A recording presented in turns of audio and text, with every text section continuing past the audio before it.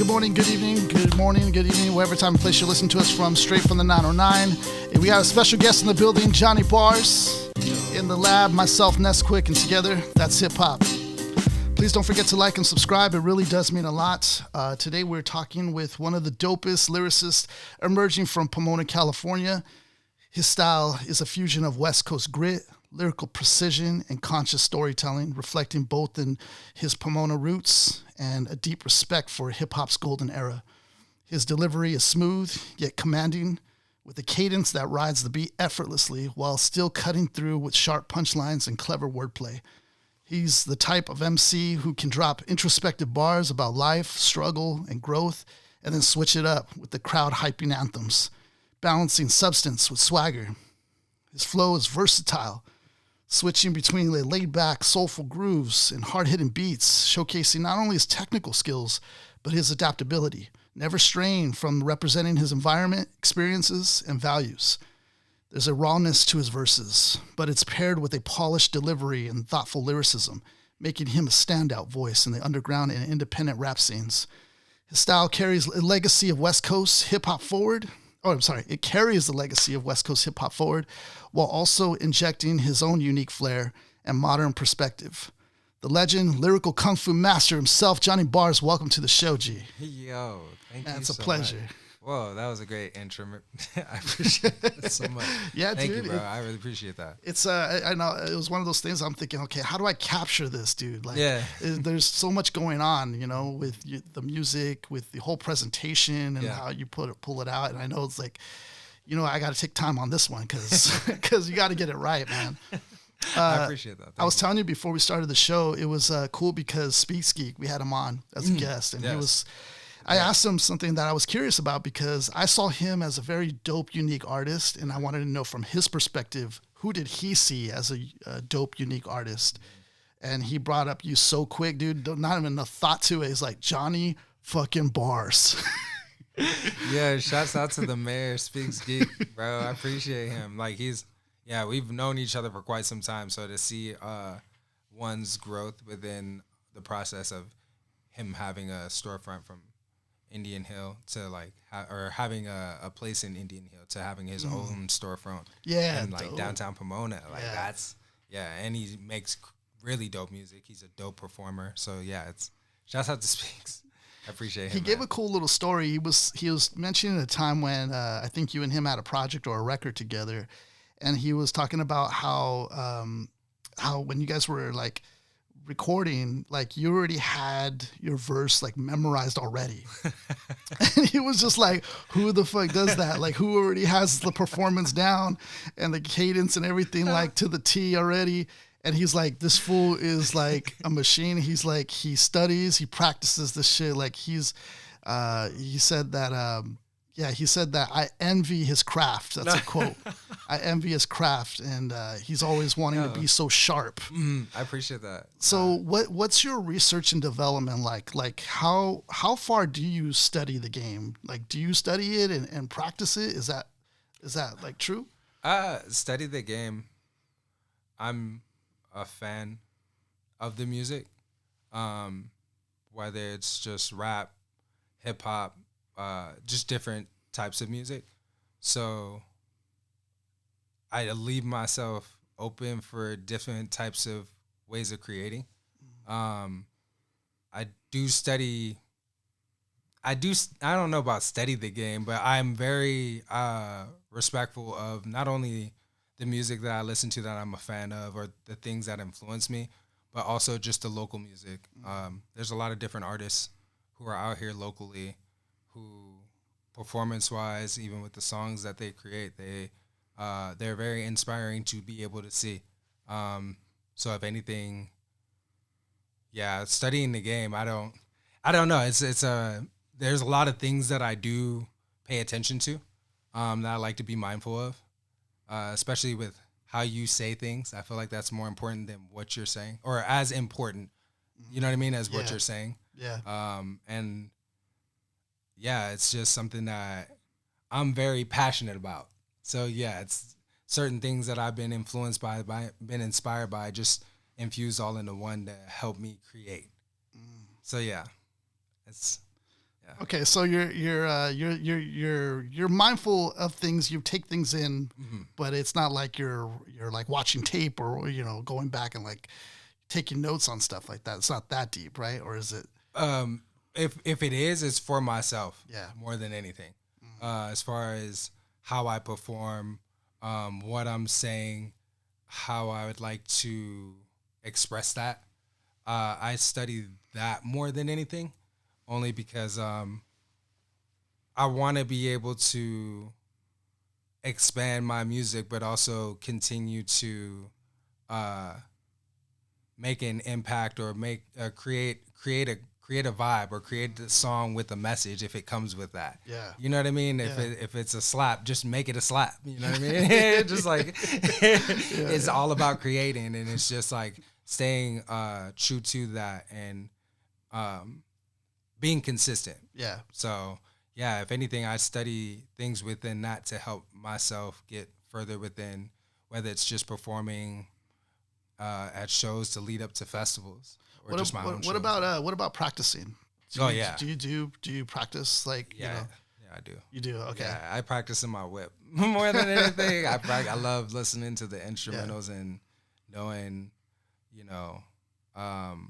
when to take a breath, when to go ahead and just let certain things go that, it's just, it's so different from recording, like performance, because I got my little taste of doing the performance again. I'm starting to kind of go back into the performing thing. Yes. But I noticed how much of a difference in breath control it is from recording. Recording, you can pause, just collect your breath. Yeah. I messed up on that. Let me go ahead and just cut back edit. in. Yeah. Like performing, it's like, nah, you got to know exactly when you're going to take these pockets and like collect your breath, or if you need a hype man to cover you so you could do that. It's or like a DJ to be able to complement that. It's certain things, or a band, you know what I mean? It's certain things that you want to do to help complement your sound. But amongst all other things, it's just the preparation in that. It's a lot. It's not easy. Even breath control, being able to rap and say what you want to be able to say in a setting where you have to be a little bit louder. It's more raw. It's just right there. It's people's first impressions. A lot of people's first impressions, because they may have not have seen you before, or this may be the only time that they see you. Right. You know what I mean? So it's just like, it's a lot. It's that's why it's the preparation for that. It takes a lot of practice, but it also takes a lot of confidence. The more confident that you are in what you're speaking or what you're saying, the more it's going to just attract or gravitate towards like, oh, this person is dope, like based off of what they're saying, the enunciation, being able to say all of that, you know what I mean? So there's a lot of artists too that I've learned from as far as certain things like that, where it's like, Noah James is one, Speak Skeek, where they can be able to create different songs and still being able to have a certain type of grit or a certain type of element. Nashawn is another one.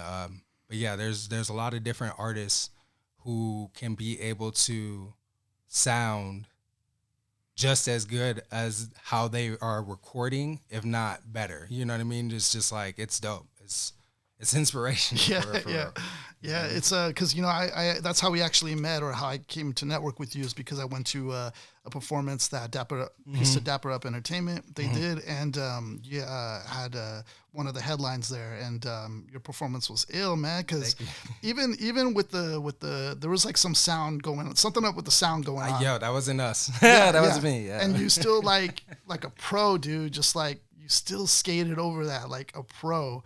Thank you. Despite this like thing that just happened on its own, like you couldn't control, but you still went around it like a professional, man. That just shows like, I was like, okay, yeah, this dude's been performing before, dude. And like, I know those kind of situations pop up just from like I was telling you in church and stuff, like things like that kind of happen. Yes. And you kind of have to like handle it. Yeah. And then the way you handled it was like sick. Oh, thank you. Yeah. But your performance in itself was dope, man. Cause, that was the first time I got to hear you. So talk about first impressions. That was my first impression. Hearing you, and the whole vibe was like just ill, dude. Thank you. I think besides Speak Skeek, you and Speak Skeek were like my favorite performances of that night. Thank you. Yeah, Speaks was amazing. Yeah. both of you guys were ill, and you guys killed it, man. And so peace to you for doing that. Thank you. So I was going to ask you, can you take us back to then, like, you know, the beginning for you? Because I don't know if it's true or not, but it sounds like you've been doing this forever. But from what I read, it's you started in 2015. Yes. That's kind of crazy to me. Yeah, bro. I started at the Dope Spot. Shouts out to Pomona. Lyrically Twisted. The Dope Spot had open mics every first and fourth Monday at this place that was just like a space for us to be able to create, and it ended up becoming what is now a recording studio and like a rehearsal space. So seeing the first time that I started, I was influenced off battle rap, just punchlines and just like putting words together. And I always see battle rap as like the newest tech in like rap. Like they always have the newest stuff that's out. Yes. Yeah. Because their performance is what makes it like that. You know what I mean? It's theatric. It's very much just like lyrical wrestling in a certain type of way. So being able to see that and how people can be able to create words, that inspired me. And going to the Dope Spot really inspired me. There are so many different artists, Alan Sharp, Steve I.B., Nicole Rose, Punzi. Punzi was one of my inspirations when I first started, because I found somebody who, in a way, kind of raps like how I rap. It's like, how he and how his mindset is. And for those who don't know, Punzi is Lyricology 101, who is also part of our show too. Yes, and he is very dope. Even with what he's doing now as far as breakdowns on music, whether current or local, like that's very huge. So meeting him at the time, meeting all those people, Lyrically Twisted, my homies, Key McKenzie and Rivera, they were known as The Era. I was also heavily influenced off of them and what they were doing. They took me under their wing as far as helping me out with getting a creative aspect going. Also, shouts out to Emron, L7, who helped create the animated music video for Jonnie Bars Flow. I saw that. Yeah, that was dope, dude. Yeah, so that was I've been connected with him for 10 years. And yeah, it's just certain people that believed in me. And it was in a time where I was really believing in myself as far as, this is something that I really see myself doing in the long term. So being around that energy, from the Dope Spot open mics to being able to have a show where I was headlining, quote unquote, to going to Brick to Your Face with shouts out to Noah James and Alicia J, and having them also help me with the creative process and things that I wanted to do. Jam Cam, also a person who helped with not only with productive culture, just coming in and providing a professionalism and just a certain way in how you need to sound, but just like how you need to roll out your music. That was a huge thing. And Jam Cam, he's my Dr. Dre. I always say that. Like, he's the person that's always helped me with, when we were in the studio, if I wasn't sounding how I need to sound, if I was sound like I was out of breath, he would let me know that. Let's run it again. You know what I mean? And you need somebody like that too. Yeah, that can tell you straight up. And like, you need to be prepared for people like that, because you don't want to waste their time when they're trying to make the most of yours. Right. You know what I mean? So so because this is going to be forever. Like what you're recording, it's timeless. Yeah, it's timeless. You know what I mean? Yeah. So at that time when we were creating the music, we came out with the American Dream. Yeah. And so it was cool being able to create with the people around me, having different ideas and a concept of just how America was in my mind, mixed with just experiencing that as a person, whether it's through capitalism, whether it's through stereotypes, you know what I mean, or just political propaganda that creates a struggle and a separatism within us. It's crazy. It's a big ball of yarn that's just like all like, intertangled. Yeah. So it was crazy being able to create that at the time, and that propelled me to be like, yo, this is something that I can really see myself doing. So then that led to Planet Underground, which is about Pomona. Yeah, You know what I dope. mean? Like, just because Pomona, I feel like, is a planet in the sense of there's so many things that are happening, whether it's just like live art, performance art, poetry, Judah One, you know what I mean?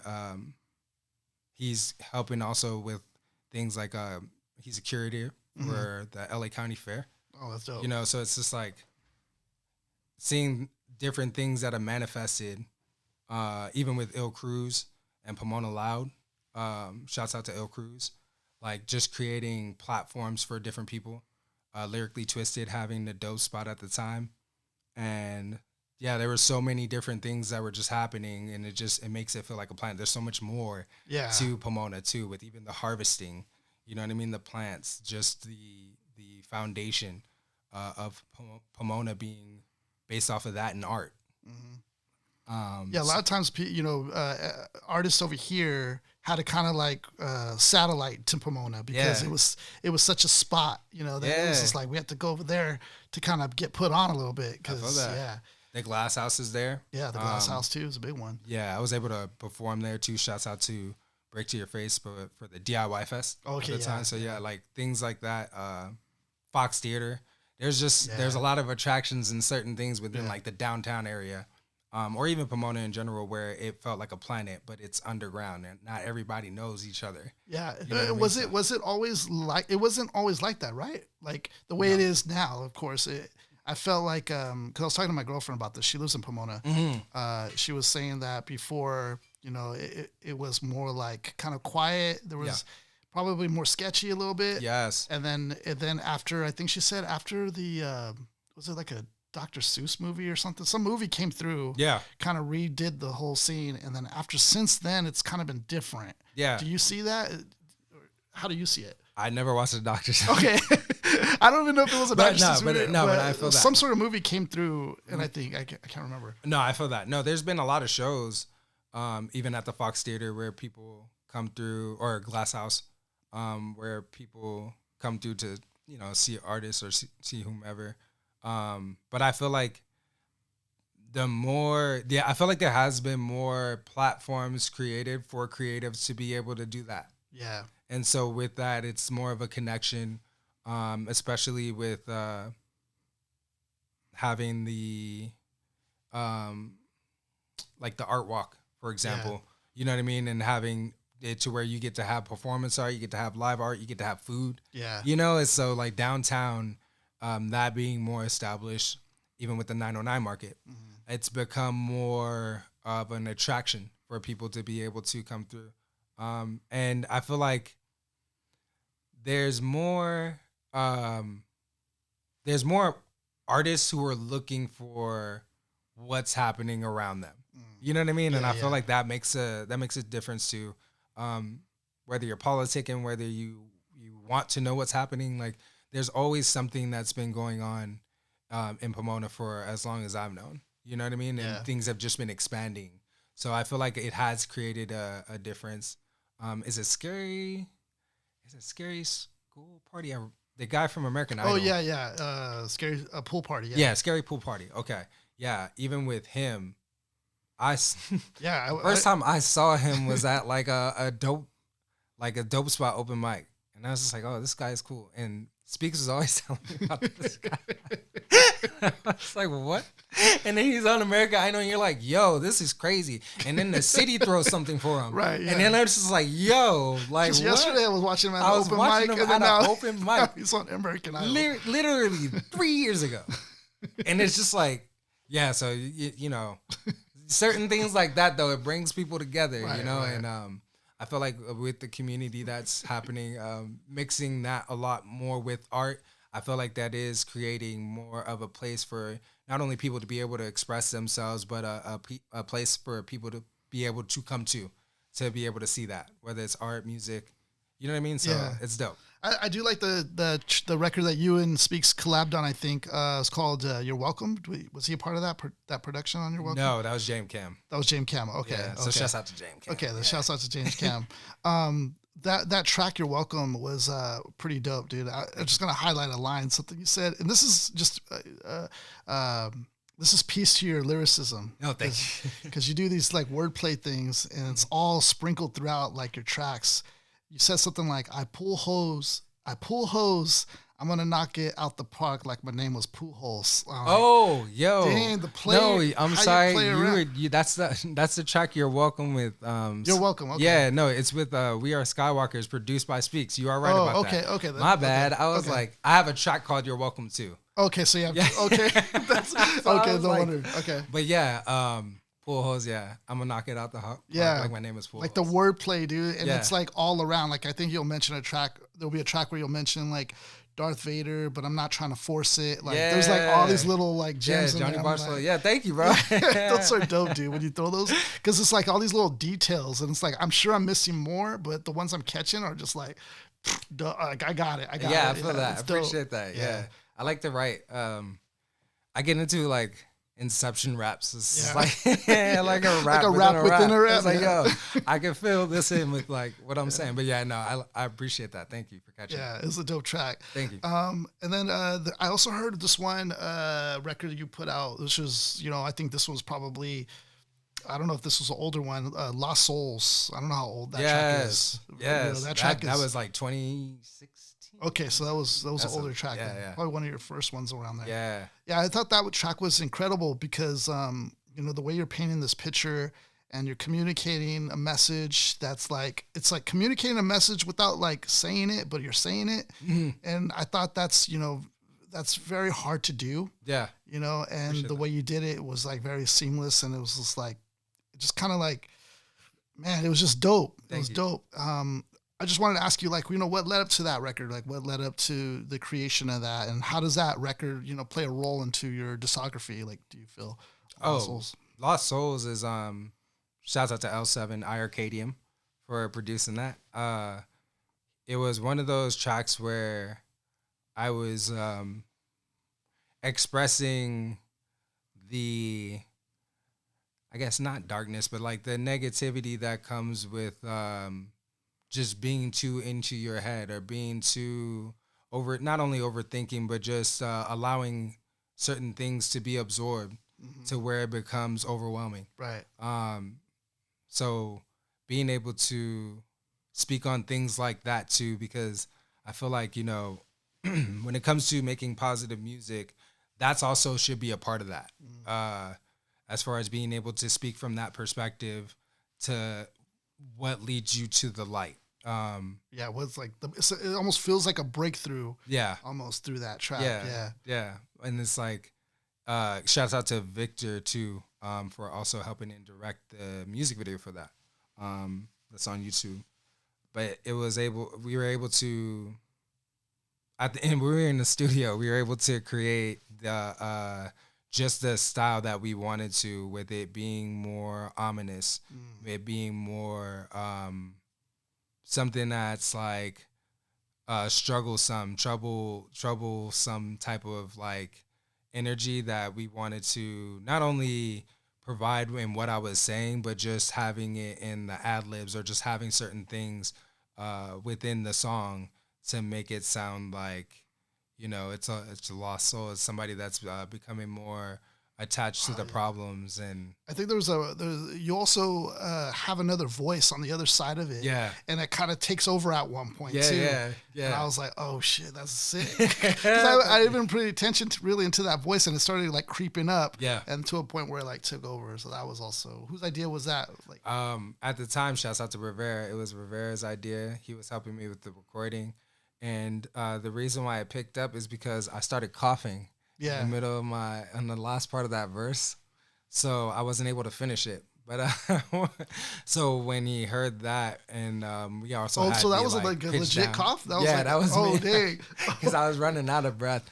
So I was just like, oh no. So I started coughing and I couldn't finish the song.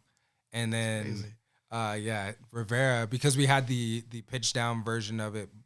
We did a recording of the pitch down version. Yeah. So when he heard that with the pitch down version, he was like, "Yo, I think this would be dope to just like That's dope. have take over and just let it end the song off of that." And I was like, "Yo, yeah, let's run that." You know what I mean? love stories like that. That's crazy. Yeah. Yeah, so it was cool. Magic. That's magic behind production and recording, dude. That's dope. And also just a level of trust too, and understanding Right. that, you know, this is something that is gonna make the record sound like how we want it to sound, as far as it just not being complete, being a dope song and being something that's raw at the time. Because I was really into just this was before I got into like vocal inflection and making sure that I was confident in what I was saying. Yeah. I was reading off of the phone a lot, so I felt like what I was saying was in a monotone type of style. Do you usually think of like the flow first and then put the words to it, or are you just writing with the words and it naturally flows? Oh, I'm writing with the words. You're writing with the words. Yeah, I like to be. It. Yeah, I like to be intentional. It depends too. If there's songs that I just feel like I want to just rap on, and it has a certain type of groove to it, I do feel like your voice is an instrument, right? So there's certain things that, like, when it comes to cadences or just synonyms or just adding things into like schemes, wordplay, just bars. But like making it all come together, you know what I mean? Even with the conceptual things, just making sure that it's like, I believe in like the first 15 seconds and the last 30 seconds of the record. Like the first 15 seconds are what people are going to be listening to, whether they're going to and like they make a decision for themselves whether they're going to keep listening to it or not. Yeah. And then the last 30 seconds of what you're saying. I feel like for performances that's important, because that's the energy that you're letting out. And I kind of carry those things into like how I write, to make sure like what you say in the beginning either has an impact or it has something to carry on into the song, and make sure what you're saying in the end has some type of impact. You know what I mean? As far as like the energy, as far as what you're saying, bring the message together, or just, so carrying that from verses into songs, and then songs into just performances. Like, I mean, I've written tracks before where you write a track and then at the end of it, you're not getting the feeling that you were trying to convey. So it's like, that's not the feeling I want. Like, so I know that can happen. Yeah. So to your point, it is important that you leave it with something that's going to bring out what you're trying to say, you know, feeling. And it's okay too to rewrite songs.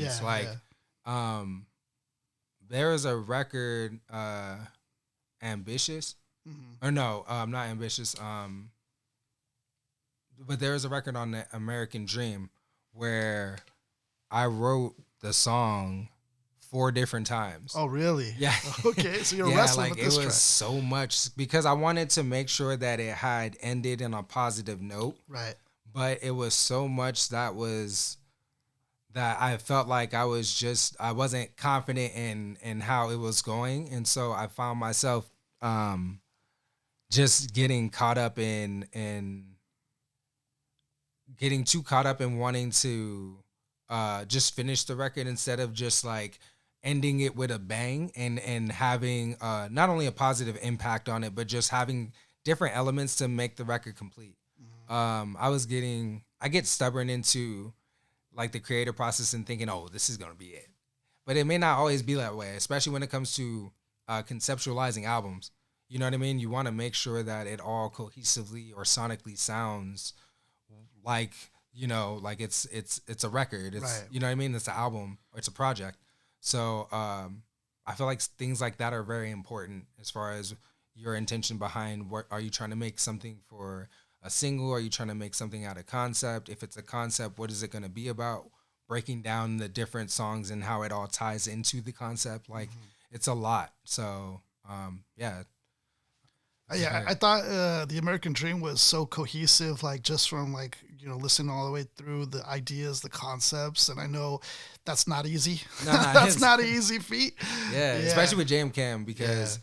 Jam Cam will let you know if it's a good record or if you need to work on it. Yo, peace to that. Yeah, so Peace it's to like that. you can't be out here Yeah. half stepping, and Right. you have to be that much more intentional for when you go into the studio or when you're performing out on stage, like how you want to sound. Right. You know what I mean? So, Right, yeah, shouts out to Jam Cam for that, because he helped me with understanding how to be able to, him and Jordan Quaylaw, who was helping with graphic design. Yeah. They were helping with how to be able to executive produce and roll out an album, have cover art, have different elements to be able to make an album that, you know what I mean? It's not just a bunch of songs that you put together and you just throw it out for the people and that's it. You create 1 or 2 videos. Like, no, there has to be intention behind what you're doing, who you wanted to reach out to, who you want to connect with, whether it's like opportunities with new people, shaking hands, or just like the community that you're currently in.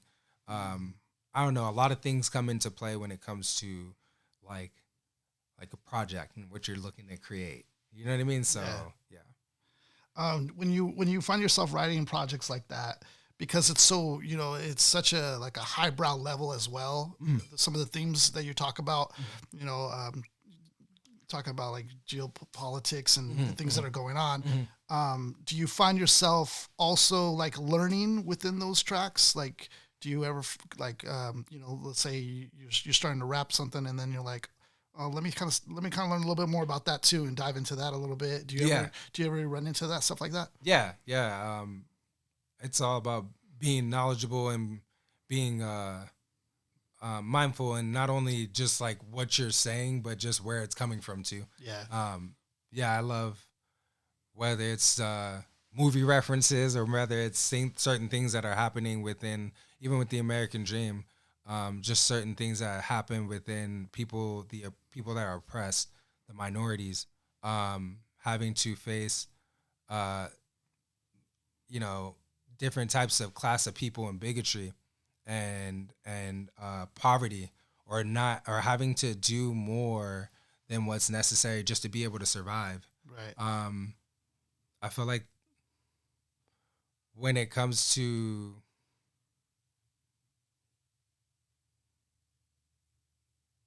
like just the introspection, it's based on the things that we experience on a day-to-day basis or that we go through. So I feel like also being knowledgeable of where it started, or people that are making an impact on creating change within that's very important. But yeah, especially with something like Planet Underground or the American Dream, because at that time it was just like there's been a history of just all of these things happening that's led up to, you know what I mean, like this, whether it was the American Dream with the struggles and just capitalism, racism, or just just certain things, politics that are propaganda, or just even Planet Underground with the creativity that was going on, the inspiration, the shows that were happening, people creating more avenues to be able to expand what was happening within the community, and people who may have never tapped into that part of the community going there and meeting for the first time. You know what I mean? It's the reason why I started rap with the dope spot and the open mics. Like, you never know what that can inspire or lead up to. Right. You know what I mean? So that's crazy. So yeah, being able to experience things like that and just know where it was coming from, and it's also what helps create. You know what I mean? And just like you feel it more. It's passionate. So. Yeah, it's really dope, man. I find it very inspiring myself when I hear the music that you're writing, and especially the American Dream and stuff like that. I'm like, it's like hitting on a lot of different levels. Like lyrically, I'm hearing it. I'm like inspired to write. I'm like, oh yeah, man, let's get back to the pen. Let's bring it out. So that's there. But then too, on the stuff you're touching on, it's like, it's cool because like within all that, you have a lot of references, like pop, like references, even sports references that are cool. Like, and I'm like, oh yeah, shit, like, fucks with the Lakers, like dope. Yeah, exactly. Like there's all that in there too at the same time. So Yeah, I'm bro. like, oh shit, that's tight, So there's a lot of stuff like that, that I find that's kind of cool. Yeah, I appreciate that. Or sometimes like there'll be it was like I think it was on the floating record that you created. It was like something you were like, I'm about my paper, Dunder Mifflin, and I'm like, be about your I'm like, paper, stop the Dunder tape, Mifflin. dude. I'm like, pause, hit the space bar. I'm like, this fool said Dunder Mifflin real quick. I wasn't expecting that. I was like, boom, it hit me. I'm like, that's dope. Yeah, thank you, bro. Shouts out to The Office, bro. Shouts out to Matalo and shouts out to The Office, bro. I love that kind of stuff, like the little Easter egg stuff. I think on I think there was a record, Sway. Yeah, the record, Sway. Yeah, there was a line you said on there too. I thought was cool. It was something about like bring that ass back like Arena or something. It was like bring that ass back like a remix. Yeah, like a remix. Okay, dude. Because that line was pretty fire. Thank you. I appreciate that, bro. Yeah, stuff like that is really cool, man. And I just want you to know, like, it doesn't go unnoticed. Especially to I think MCs, like when they go back, because I know Speaksky said too, he goes, I had to rewind and go back, and I'm like, yo, you're saying some shit, like you're on your shit. Like for MCs, it's fucking inspirational. Thank you, bro. No, I appreciate that. Yeah, from our perspective, it's dope, man. Yeah, and that's why I feel like being able, like how you say things is just as important as what you're saying at the end of the day. You know what I mean? Like, I feel like a lot of that was based off of influences from things not only in the 90s, but like experiencing in the blog era type rap. Right, yeah. You know what I mean? Like there were so many people. There was Wiz Khalifa, there was Currency, there was Pro Era, there was Absol, like Odd Future. Yeah. Like there were so many different avenues of rap. The Cool Kids. Like it was crazy. Like there were so many ways to just be able to there's so many avenues for rap and hip hop. And like, which is beautiful now. Like, there's all these different things. Like, you could choose this or pick that kind of style. Yeah, you have your preferences. You know what I mean? Yeah, if you don't prefer it, that's fine. Right. Because if you're open to looking for music that you attract to, whether it's Onyx or you know what I mean, Wu-Tang Clan, even up to some of these new like hip hop rappers. You know what I mean? Like. Zen Soul is they're two rappers that I feel like carry that golden era hip hop type of vibe. Indigenous Cats, like they create very good hip hop, just like vibe music. It's a lot of people that continue to keep the spirit alive. So dope, dude. You know what I mean? Yeah, like, it's so I dope. love that. So like, I don't know, if you're open to things like that, you're gonna find that type of music, especially out here. Southern California. Yeah.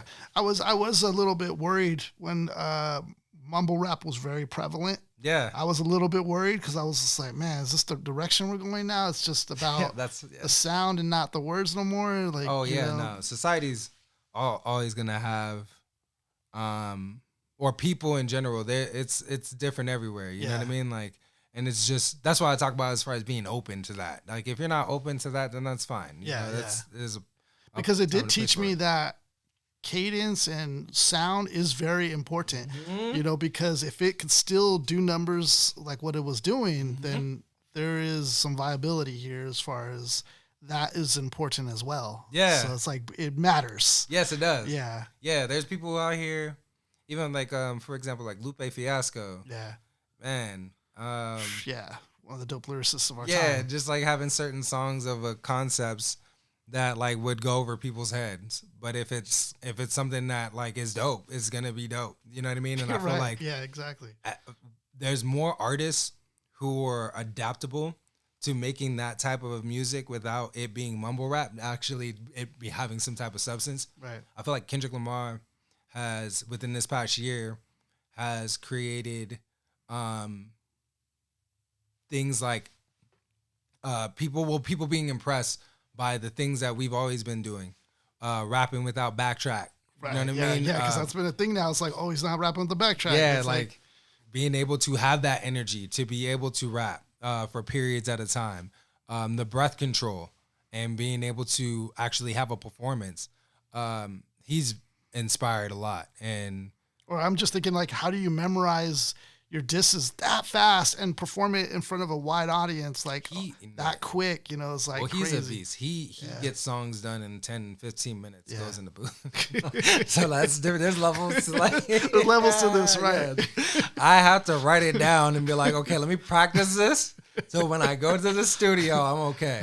Like that takes a day or two if I'm working fast. Yeah. Like he does that and like, so, but there's levels to it. But but even with that, like, you know, there are people like Speak Skeet, Noah James, Zay, the people that we saw at Dapper Up Entertainment as far as like Personal, Eugene O'Neill, like they're dope. Yeah. They are able to create and they're the ultimate professionals too. I feel like that's something that's also like you could pick up on as far as you know, because they within any situation just handle it. You know what I mean? So like there's a lot of different people within the underground scene too who are very much they bring a performance, they bring something to the table, and it makes you want to go listen to their records. So that's very dope.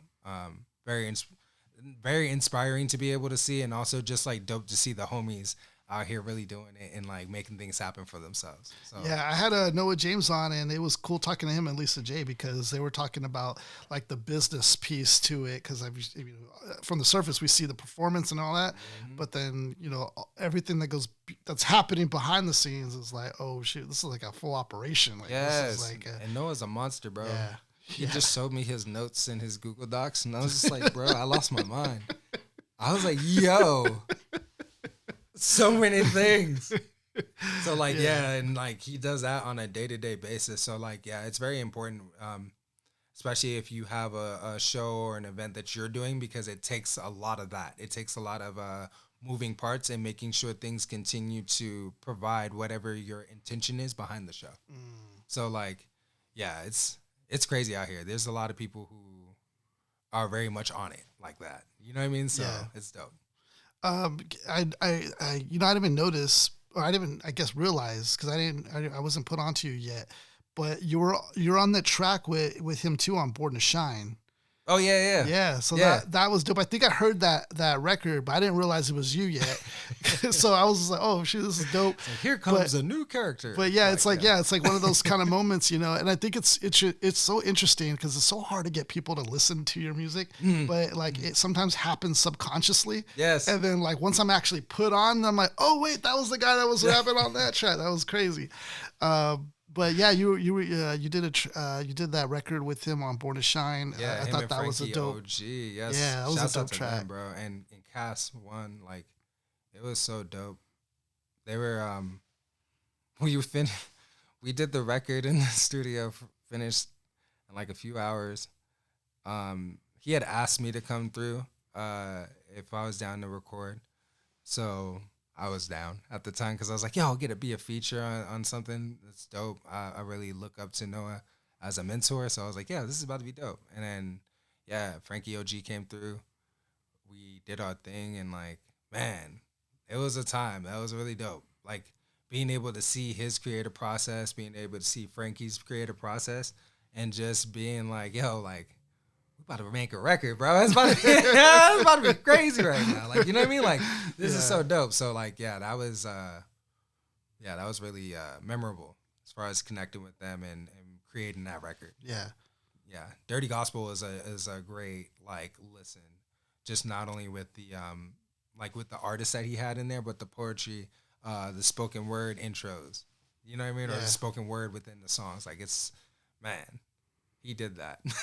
For real. Yeah, I always find it fascinating with Noah James because I always feel like he is a character that's like, people gravitate around him. Yeah. I feel like. Yeah. And it's like he just has that magic to him that's just like, it makes it feel like he is just, I don't know, like a figure that really supports his community, everybody around him. Like, I don't know. It's just so cool that we have somebody like that like cares. Yes. You know, he wants to put people on. He wants to see people succeed. Yes. I think that's dope about him. Yeah. And he's down to get free game. Yeah. He also sets an example within what he does, performance wise, videos and just content or just the art that he creates.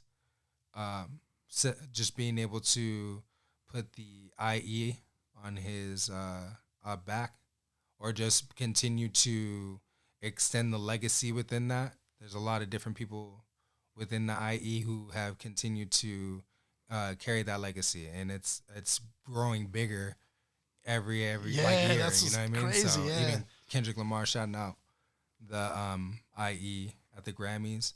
You have people within sports, you know, from the IE, like was it Jaden Daniels? Oh dang. Okay. Sure. From like the Commanders.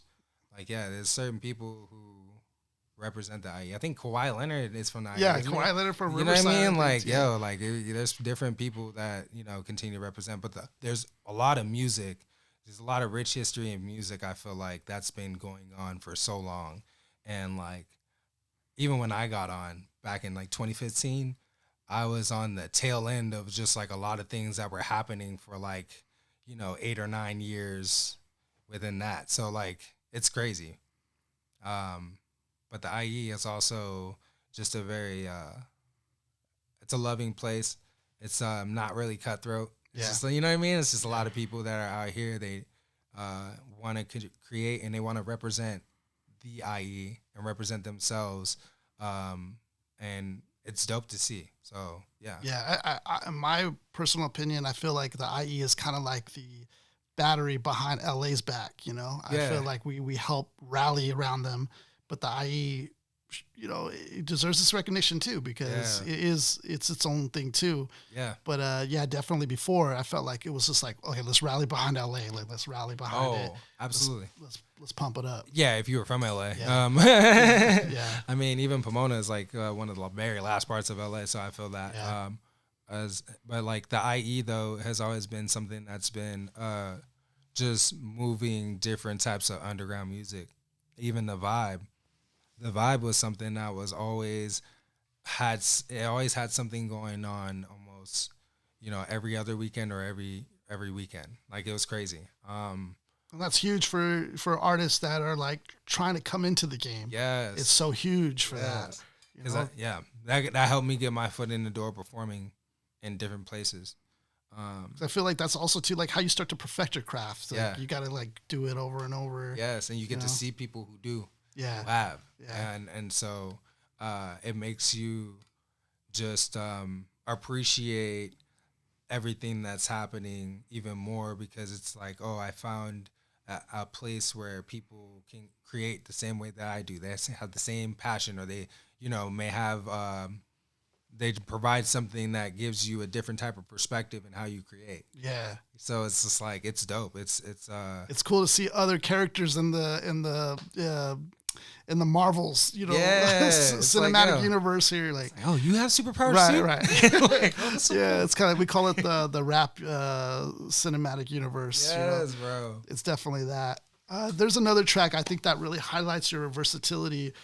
It's one of my favorites. It's Rebound. I thought that really demonstrates like not only your hooks, but the fact that you can freaking sing, like rap, bars. It's like, dude, you have it all. And it's like, it's crazy. There was a little run there you went on where you were talking about it's an elevation, far from basic.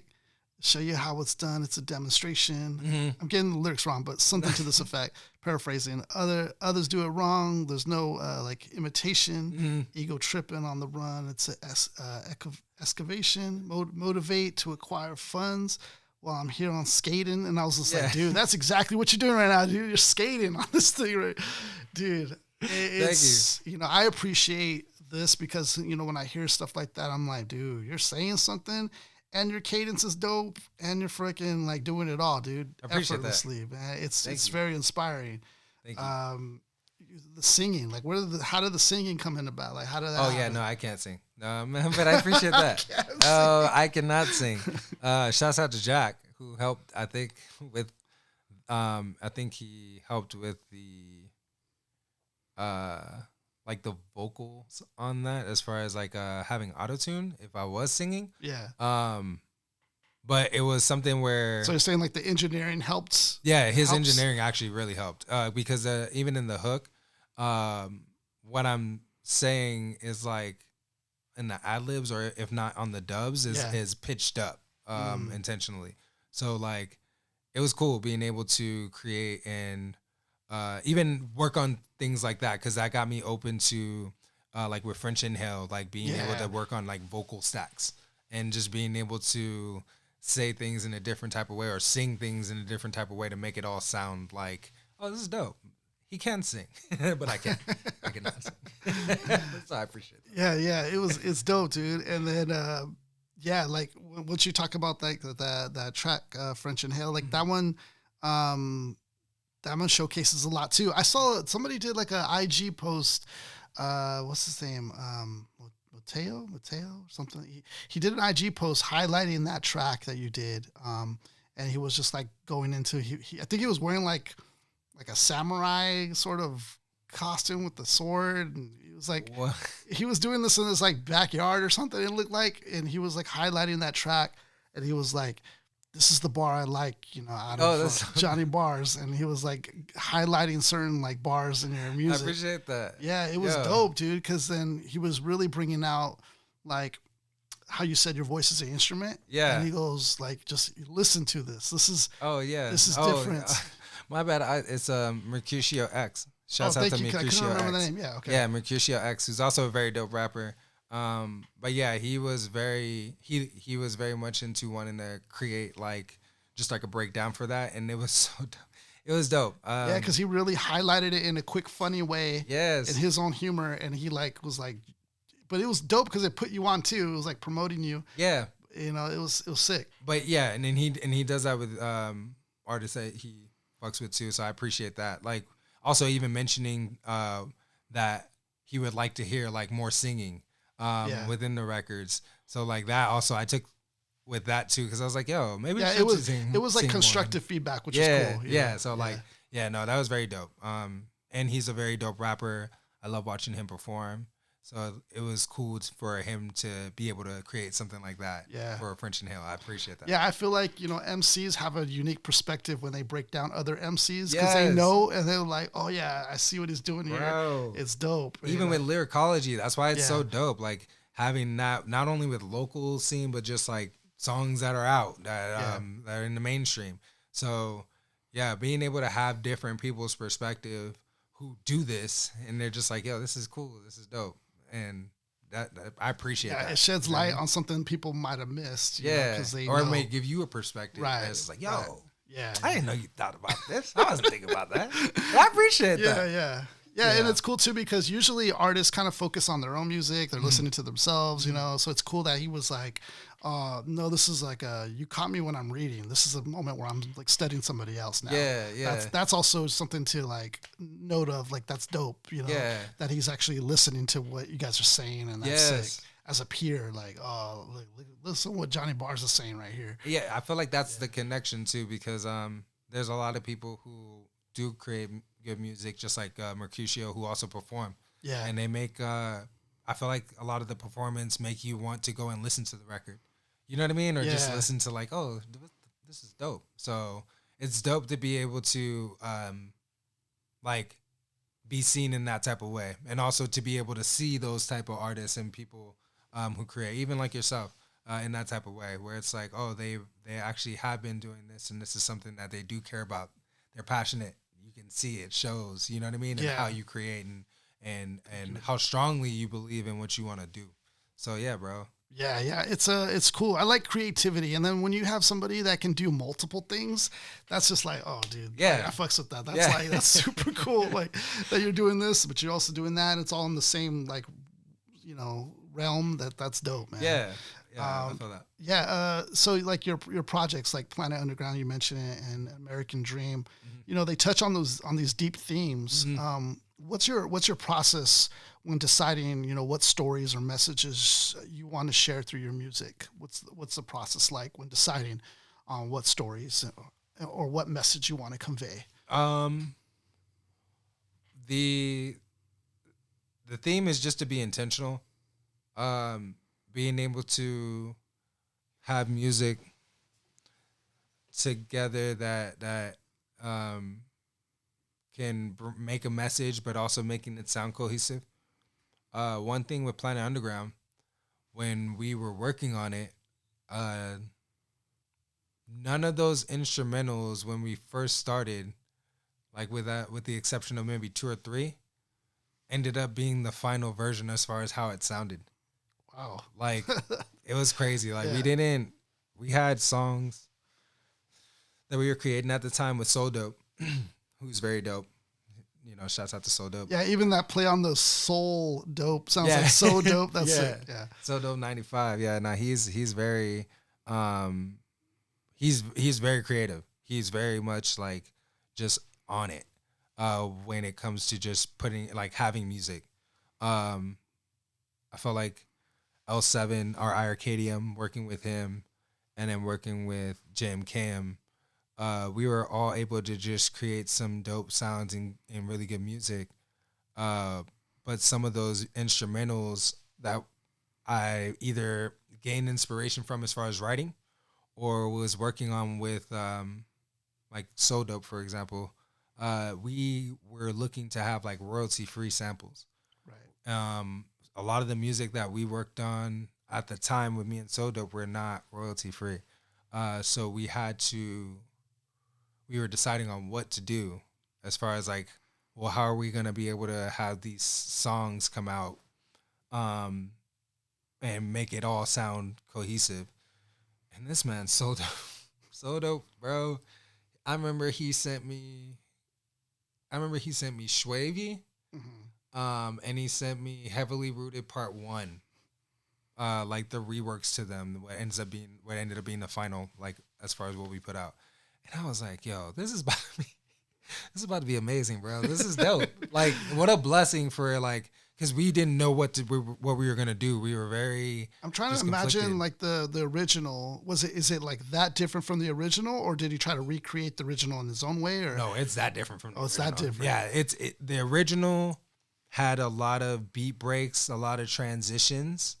And it was very much just like it had horns. It was very different from what like we ended up creating. Like it was dope. So all the tracks that he ended up producing, he remade. And with that, just having, Don V being able to help out with Planet Underground because the original wasn't the final. Like Yeah. it was dope. We were able to come together to create a project. And it was just like, and it was nothing like how it originally sounded. How long have these guys been doing what they've been doing? Like, Jam Cam. So Dope and Jam Cam. How long have they been? Oh, Jam Cam's been doing this for a minute. Like, he's done different internships with like high end like rappers. He's had his own studio. He graduated like the school that he went to be able to not only engineer but just produce and make music and sounds. Event running and throwing his own shows. He's doing Unreal Poke right now with just like his food venture, and that's been going really well. He had podcasts going on, so he's been doing this for a minute. So Dope also been doing this for a minute. Like they both. When I met Jam Cam, he was just getting acclimated to everything happening within Pomona and the IE. And he had Productive Culture, which is was not only like a business but a place that was able to help out people within different communities and just like provide an effort to be able to help out, whether it's with throwing shows, whether it's with giving back, whether it's with like having just different events. Oh, it's dope. Okay. Podcasts. He had a lot that was happening within Productive Culture. And So Dope is like when he's been producing since like for a minute. So it was cool meeting him for the first time. And yeah, just because like, I wanted to give props to the production from both Yeah. of these guys. I thought that really complements you so well. Like, thank you. Yeah. both of it together works hand in hand, and that it's so crazy because I think it was from that IG video that I was just mentioning how he was highlighting your stuff. I like something he said. He was like saying something like, Jonnie Bars, he's somebody that you can like really, like you're going to get something if you intentfully listen, you're going to get something. Or he goes, or you could just not listen and it's just a vibe and it's still dope. Like, He's like, either way, whether you're paying attention or not, it's still sick. Yeah, like, I thought that was the illest compliment because I'm like, yeah, that's so freaking true. Like, I appreciate that. Yeah, because just the soundscape that you create, the vibe, all the inflections, everything that you're doing, it's just like, oh, it's dope. It's just to not have to think and just chill too. But then if I wanted to think and I wanted to go into, I'm like, oh shit, this is something. Like, oh yeah, I like what he's saying. Yeah, like what the fuck he's saying too. It's like, I appreciate that. Yeah. No, my friend told me that too. Person that he's like he's not into hip hop music or anything like that, but he supports what I do, and he was just like, yo, I was listening Planet Underground, and I was just like running errands and just doing things for the day, and it's such a vibe. I love it. I was like, it's good that you can be able to just day to day go through things, and be able to consciously have my music playing in the background, bro. That's so dope. Yeah, it is dope though. Like that's what you kind of want as an artist. Like you want it to just be there, like your soundtrack to your life, almost to any situation. Like that's sick. Yeah, nah. There's certain music where it's like, yo, it is. It can help you, you know what I mean? With, getting through traffic or having because like I feel like in my instance, like with my music, I mean, I think because that's how I'm looking at it from I'm like, mine's not like that. Like mine's just like you have to listen, otherwise it's just gonna completely miss you like a bus.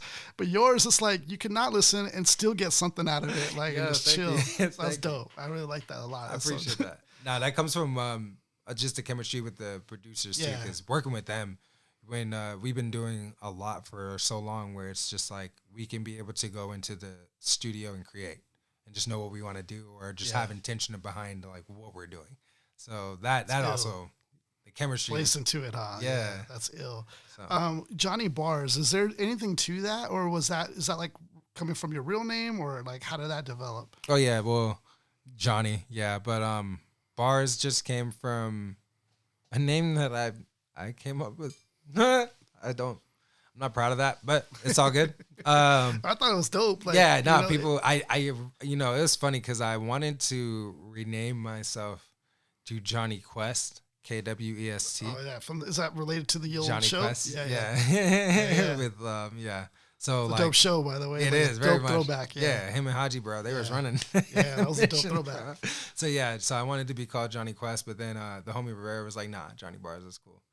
It is cool though. Yeah. And I wanted to continue to create music like that, where it was like something that you would want to listen to, or if you were listening to it, you would catch, something within that. Dang, yeah. So, okay, that's ill. Thank you.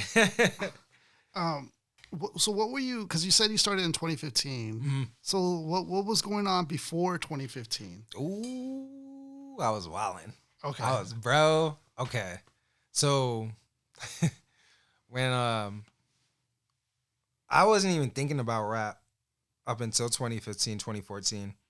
But before that, I was into EDM phase, where I was listening to different people from Tiesto to A-Track to I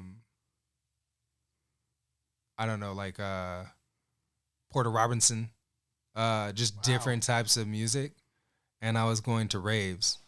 I was very much into like the party lifestyle, so it was crazy because looking back at it now, it's like, yo, hip hop, it changed my life. No, but it was like something that was like it just drastically went from I was going out to clubs and lounges or festivals and certain things. Raves like every month, every other month or whatever, to like I'm going to shows and like hip hop shows. Yeah. You know what I mean? And just like performing or doing even interviews and just certain things. Like it was what I was doing before was a lot crazier because I was just into wanting to turn up. LMFAO, you know what I mean? Like Black Eyed Peas back when they had that phase with Fergie. It was just like, but no, it was just very much wanting to be outside in a different type of way, and yeah, it's crazy, bro. It was a drastic like 180. Was there like a pivotal moment that led it to be so drastic, or did it just gradually come to a point where you were just like, yeah, I'm done for this. I'm looking for something else? Was it? The Dope Spot. The Dope Spot was that pivotal moment. Okay. Yeah, because being able to listen to all those artists, being able to be inspired, but also wanting to like having a connection with iArcadium or L7, to where we were able to just create different types of music, and then having a connection with Rivera and Key McKenzie to where we were able to create music, and Jam Cam coming in the mix and helping us out with being able to have ideas that we were rolling out. What about vocally? Because I mean, you obviously have the voice and stuff for this, creating music.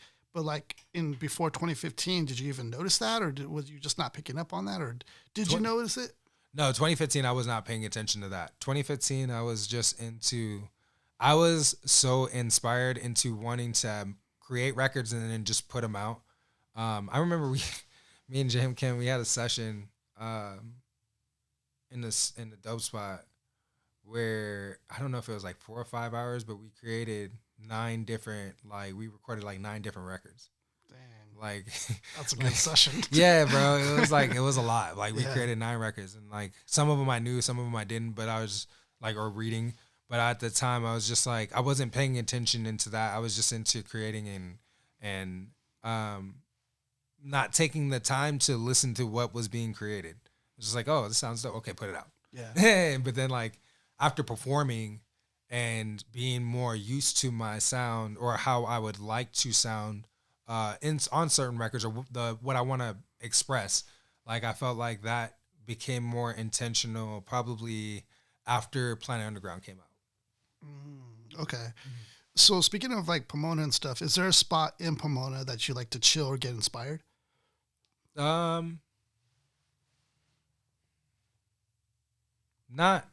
well. I mean, not well right now. No, but if I decide to, pop out and do whatever, like I feel like the art walk is always something that's inspirational, or something that just be able to gain some type of inspiration from. I like going to downtown every once in a while and seeing just different things. I haven't been to Pomona Loud. I haven't been to Pomona Loud in a minute, but there's always something going on, there at the DBA. Speaks Geek Shop. I love going to 3 Big Games and like being able to see him every once in a while. But like there hasn't been anything recently. When I was inspired to create those projects at the time, because it's been like 5-6 years, it's been a minute. But at the time, it was just everything that was happening within the shows and events. There was a lot of different underground places to be able to go perform at.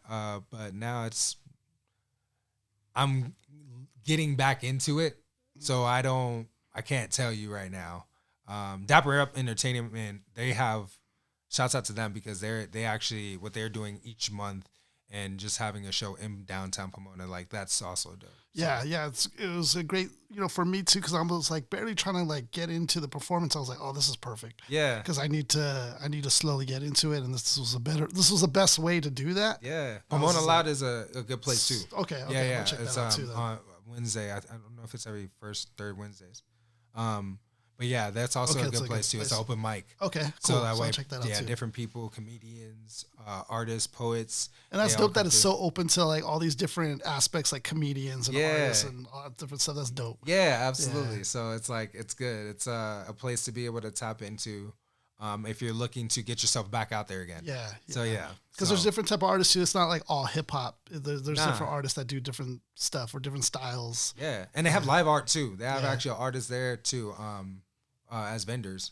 So yeah, they have something going on at the DBA. You know what I mean? I think it's every first and third Wednesday, but like they have something going on if you're looking to get yourself out there. I was going to ask you one question about the industry and stuff. What has been like a biggest challenge navigating, breaking into the industry?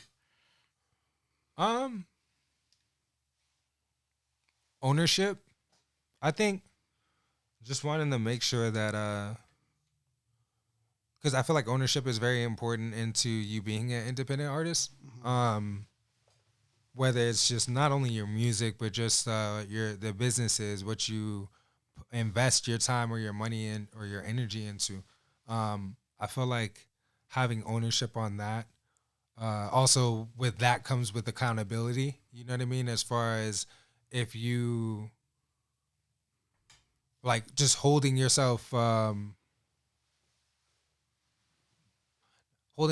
accountable to uh what's happening and what's not happening within your whole process of like whether you're creating, whether you have ideas, whether you have things that are coming out. Um Also just like if you're not like I don't know, it's when things don't go well, not dwelling or projecting that, but more so just reflecting that into what you need to do to get yourself to that level. Mm-hmm. Uh, whether it's based on consistency, right? Of how much time that you spend on your craft, who you want to get it out to, and being intentional with that. Um, Also, just what you spend your time into.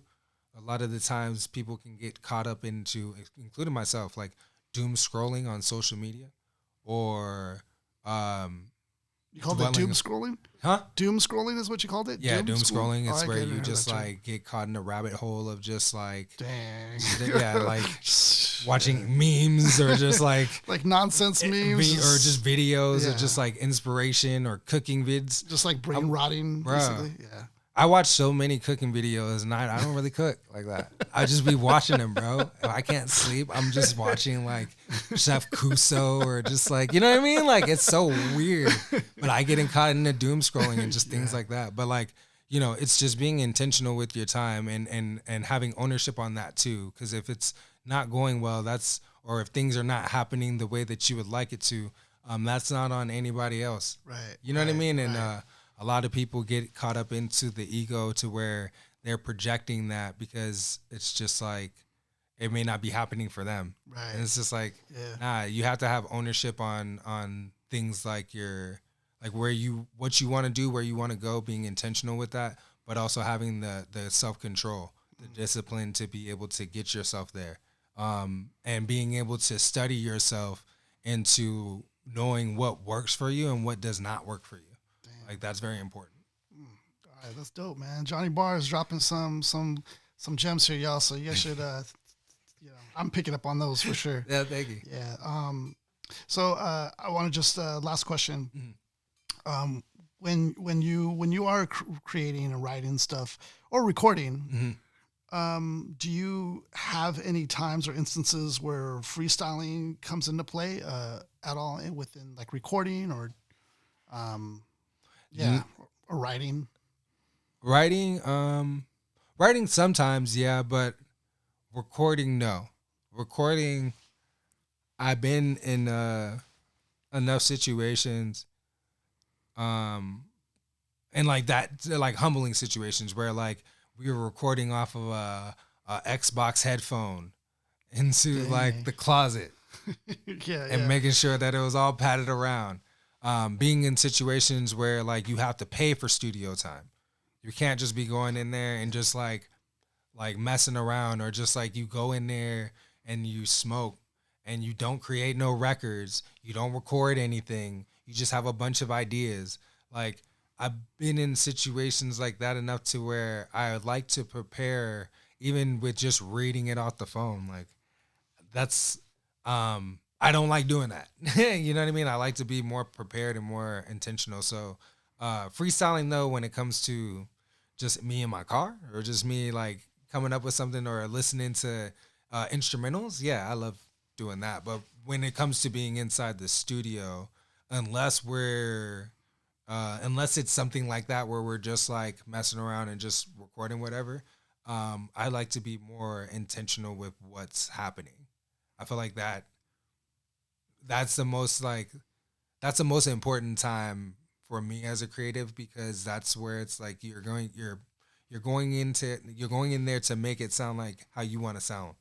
You're going in there to make sure that it's complete, or that you have an idea of how you want it to go by the time that the session's over, leading into, the car test, the the speakerphone test or the headphone test, like everything. Like I feel like that's where you have to be the most intentional. It's like when you're in the booth, getting in there and creating and not wasting any time on it. You know, that made me think of like, how do you approach the ad-libbing?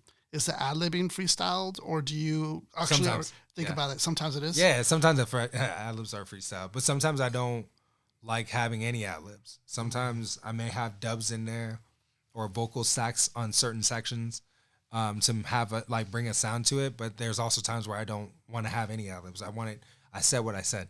Like, you know, yeah. That's dope. I need it to be on that because like I like having for me I feel like there's the type of rawness to that, like just having it to where it's like, oh damn, like this shit was hard, you know what I mean, what he was saying was dope, this is like, so but it depends on the record at the end of the day, right? So, yeah, how overall it's going to impact everything. Yeah, and if you want to make it a groove, you want to make it a vibe, then yeah, just having ad-libs and just certain things. But no, I like to be, as far as the raps and just or the hook or the song, like I like to be intentional behind that. It's like the meat and potatoes. That's dope. Yeah. All right. So, everybody check out Jonnie Bars. Dope music, man. Dope catalog. Really like cohesive, like production's dope. The bars are sick. Like all of it is so ill, dude. He performs this shit like, and dude, like that alone is like its own testament to how like great you are. That the fact that you could translate that into a real living, breathing performance, ill. I appreciate that, bro. Thank and you. From Pomona, man, that's really dope. It's really sick, man. He's definitely an artist you want to check out. One more thing. I'm gonna ask you the same question that I asked Speak Geek. Anybody that you've come across that you thought was dope, that was different or unique, or just somebody that just caught your ear that was like, oh shit, that's dope. I know Speak Geek, I think, is probably one of yours. Yes. Yeah. I have a lot. It doesn't have to just be one. You can, just name off a few if you want, but. Okay. Nah, Richard Wright. Okay. Richard Wright is one of those people, not to geek out, but when I first like heard him and watched him perform, I was like, yo, what the fuck is this, bro? This is so dope. Like, yeah, it was just like something that was different, but it was a vibe, and like what he's spitting is dope. How he spits, how he performs. Like Richard Wright is one of those people to me.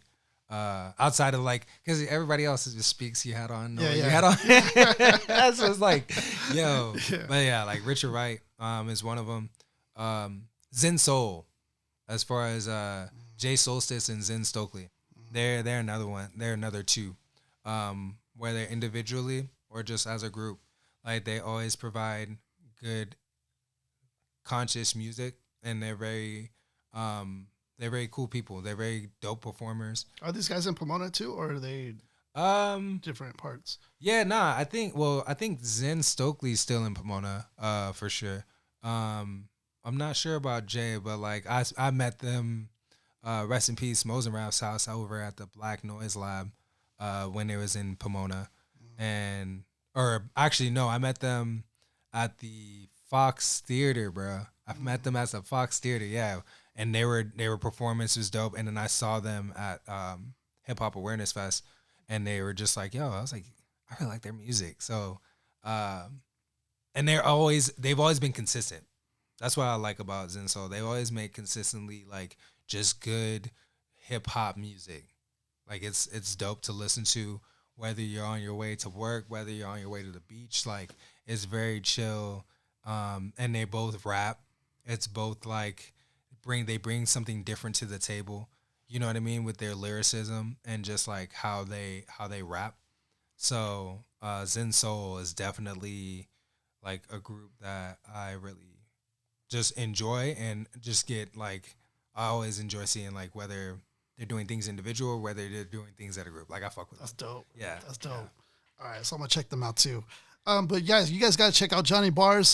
Dope lyricist, dope artist. And just where could they find you at, Johnny, to check out your music or your social? Everywhere. No, I'm just kidding. You can find me on all social media platforms at Jonnie Bars, JONNIE, Bars with an S, aka Jonnie Barstow, aka Johnny the Bardalorian, aka John Tonio Barderis. You know what I mean? That's dope. Thank you very much. That's So dope, thank you. Aliases. So yeah, you can catch me on music to all music platforms. Jonnie Bars, JONNIE Bars with an S.